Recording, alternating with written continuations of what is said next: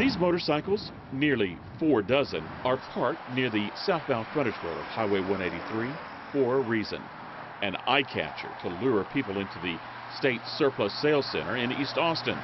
That's how Anne Marie Irwin ended up here. And I wanted to tell my friends who ride, hey, there's motorcycles. Let's go get a motorcycle. The 10-day auction for the motorcycles started Tuesday night with opening bids for each at $100. The bikes have dents and dings from being used in the DPS motorcycle training program. A few are missing parts and no longer run.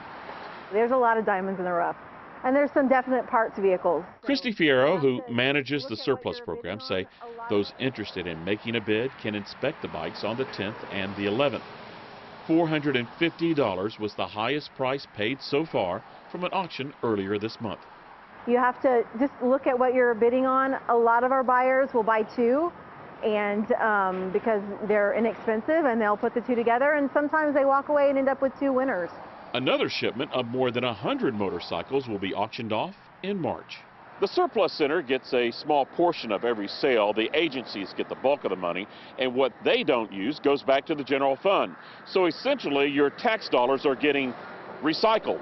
I'm in the recycling business, and that's part of the reason I'm here too, to look around and see what I can get. Steve Reyes, a regular shopper, says each visit is like treasure hunting. There are thousands of items for sale. Furniture from state offices, electronics confiscated by law enforcement, containers filled with prohibited items surrendered to TSA. As far as the TSA items that are lost, most surprising is going to be large tools like skill saws and power saws. It's kind of confusing as to why you would try to carry that on a plane. They also have bags of jewelry, a lot of it. Some of it is costume, but there are pearls, diamonds, expensive watches, gold and silver rings.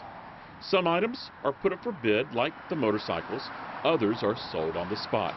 Last year, surplus sales generated $6.7 million for the state.